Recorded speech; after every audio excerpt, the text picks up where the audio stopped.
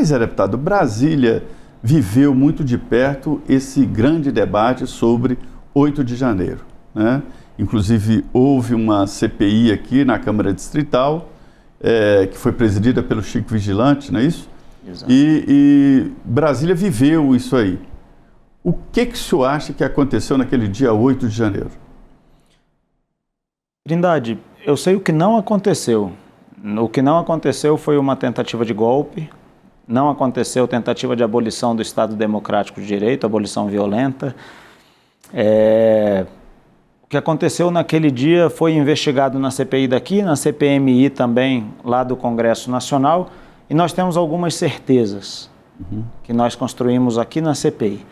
Em relação ao acampamento na frente do quartel-general, por exemplo, nós temos a certeza absoluta, a convicção de que aquele acampamento tinha acabado. Essas informações foram prestadas pela Polícia Militar do Distrito Federal e pelo Exército Brasileiro sob juramento. Então, as pessoas que depuseram sob juramento, elas disseram que aquele acampamento tinha acabado. Havia 300 pessoas ali apenas, das quais 150 eram moradores em situação de rua, que iam para lá porque tinham comida de graça. Há fotos aéreas mostrando que o acampamento já havia acabado, estava sendo desarmado, as tendas estavam sendo desarmadas e guardadas dentro do quartel-general.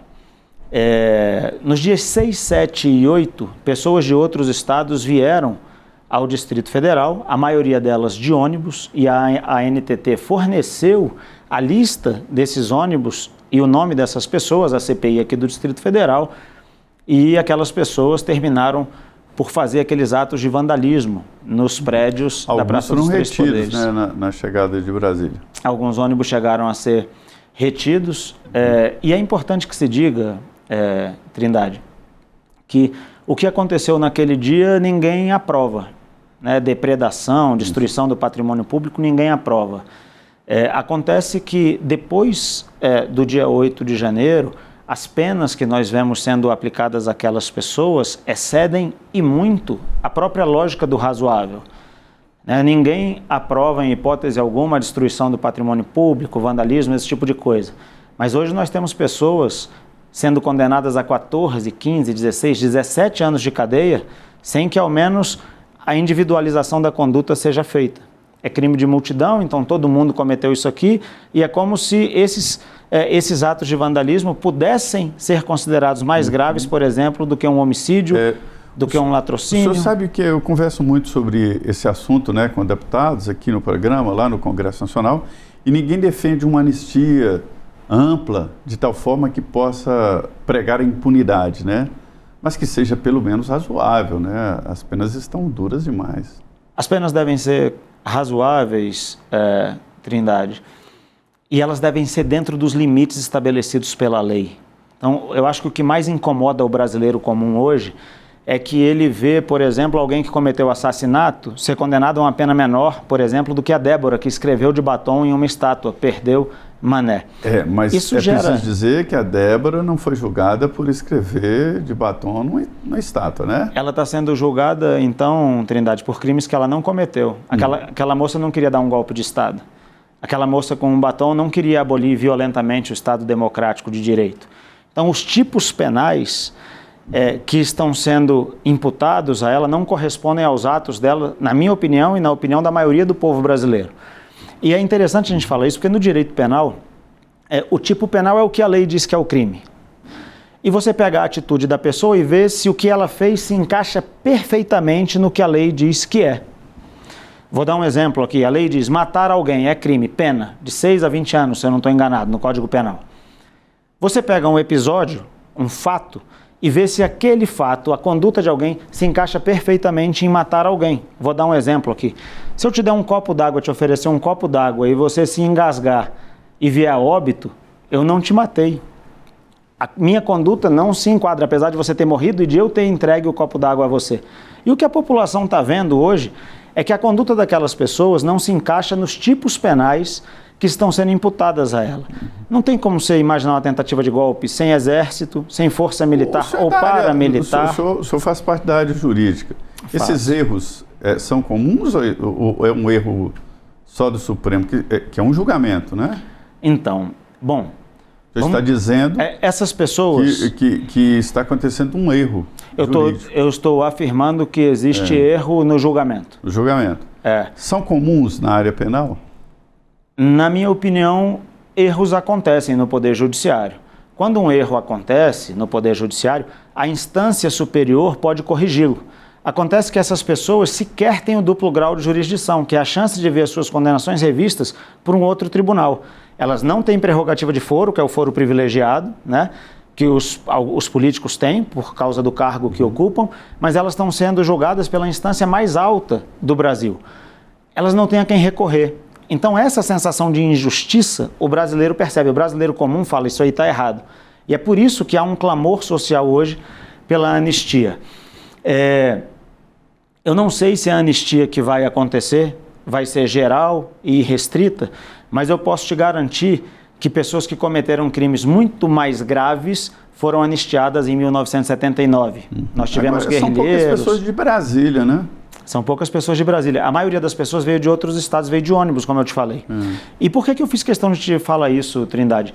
Porque a tese da conspiração para o golpe começa no que o voto do ministro Alexandre de Moraes agora para receber a denúncia contra o Bolsonaro disse, em julho de 21, e vai até o dia 8 de janeiro passando pelos quartéis generais. Esse caminho está rompido quando a manifestação no quartel acaba.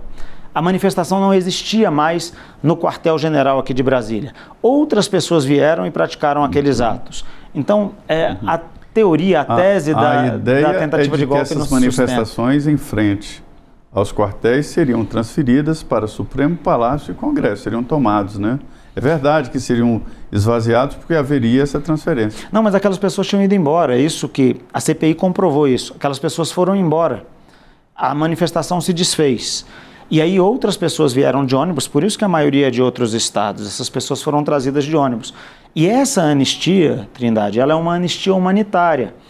Hoje nós temos, infelizmente, muitos filhos órfãos de pais vivos no Brasil.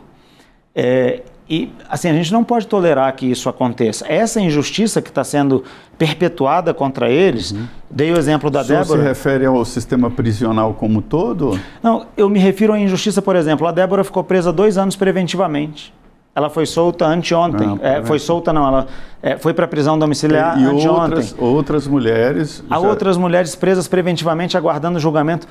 Pessoas que não têm maus antecedentes, não, mas são réus primários. A mãe que tem filho menor de 12 anos, ela vai cumprir a pena em casa. Para crimes muito piores. Para crimes muito piores. Então, assim, a anistia... no Brasil hoje, ela é uma questão humanitária. E me parece que a Câmara Federal já viu isso e que a anistia vai ser votada, já há votos hoje para aprovar, e depois ela vai para o Senado Federal, onde a gente espera que a justiça prevaleça. Eu gostaria só de deixar um último registro a respeito disso, que é o pedido de vista do ministro Fux, em relação ao processo da Débora. Esse pedido de vista pode vir, depois com um voto divergente do ministro Fux, de modo a trazer... as coisas para o lugar, não só em relação a Débora, mas em relação a todas as pessoas que estão presas injustamente, e eu espero que isso aconteça, e que a gente nunca mais viva histórias como a gente viveu do Clezão, por exemplo, que morreu sob a tutela do Estado, com um pedido da PGR para que ele fosse solto, para que pudesse cuidar da saúde. Há uma petição no processo do Clezão, da defesa dele, dizendo que a manutenção da prisão dele seria uma sentença de morte. A PGR pediu a soltura dele.